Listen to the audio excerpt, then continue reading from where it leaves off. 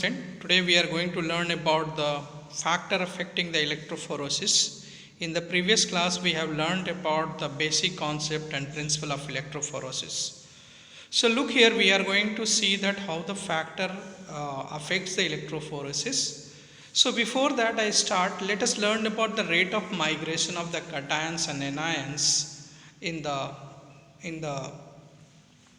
on the cathode and anode basically depends upon the charge of the particle, applied electric field, temperature and the nature of the suspended medium.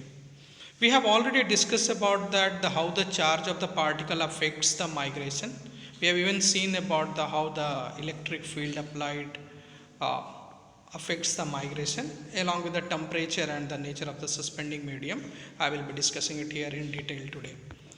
So, the factor affecting electrophoresis, look here, we have just divided into the four categories. One is sample, electric field, buffer and supporting medium.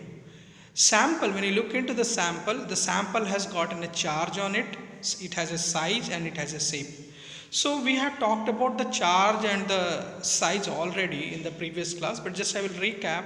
As the charges increases, the migration towards the respective electrodes fasten. Even as the size is reciprocal or it is inversely proportional, as the size increases, the migration decreases, or the size decreases, migration increases. Whereas the same when the shape, right? How does the shape play a vital role?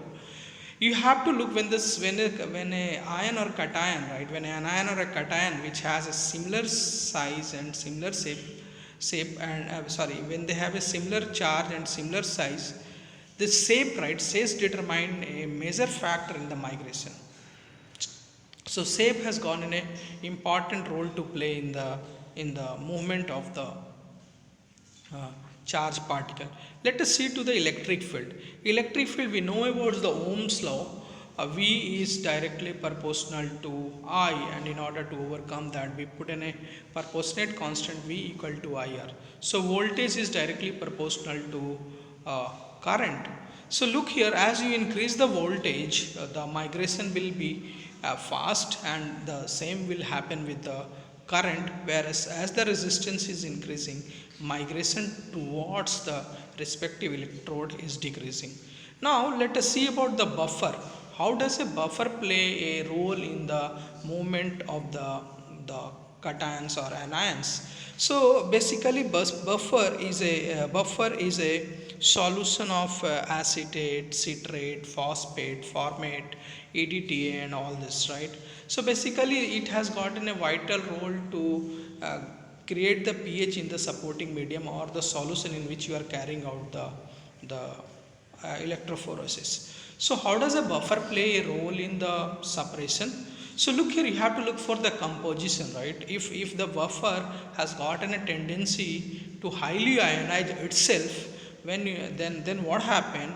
The most of the current, right, you are applying goes towards the buffer charge particle, right, and it prevents or it just decreases the amount of current flowing to the migration of the respective cations and ion which you are looking for. So in such cases, the buffer which has produced a large amount of cations or anions consumes large amount of electricity or current and decreases the migration of the respective or the wanted cations and anions. And so in that cases what happened, so the buffer which has got a less ionic capacity will have a will fasten the migration of cations and anions, and the buffer which has gotten a tendency to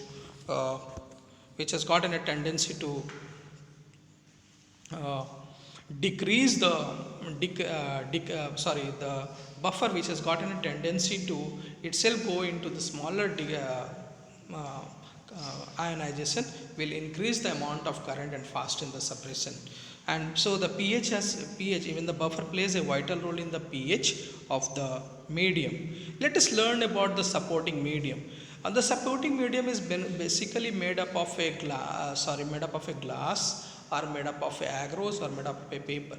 So when you look into all this, they have gotten a tendency to have a adsorption, or they have gotten a tendency to have a electro endosmosis, or they have gotten a tendency for molecular sieving. So how does adsorption happen? Adsorption, when you if you look into the if you look into the picture here of the supporting medium, when it is a paper, there is a chances that there will be adsorption, and when there is a absorption of the cations and anions on that, the migration is prevented or hindered towards the respective electrode. So there will no be proper migration of the cations and anion. So that shows a comet shape of the migration. And then is come electroendosmosis. So when you look into the notes, I have given the charges present on paper, agarose, and glass. So glass is generally made up of silanol. Paper contains a C double bond COO or carboxylate ion, and then if you look into the agarose, it has got a charge particle on it.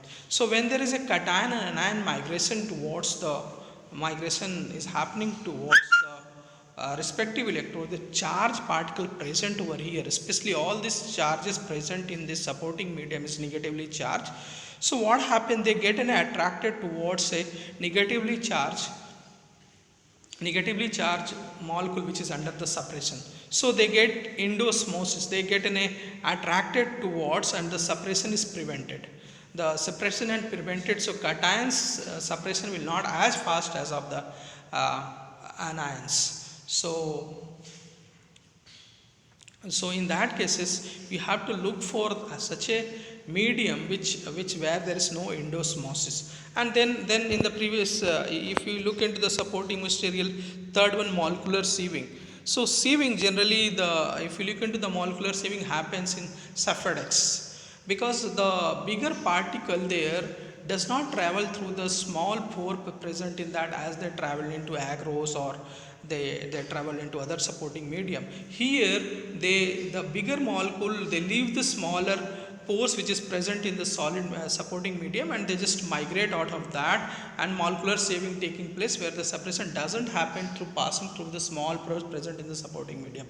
So this all are the factor which affect the suppression of the cations and anion electrophoresis.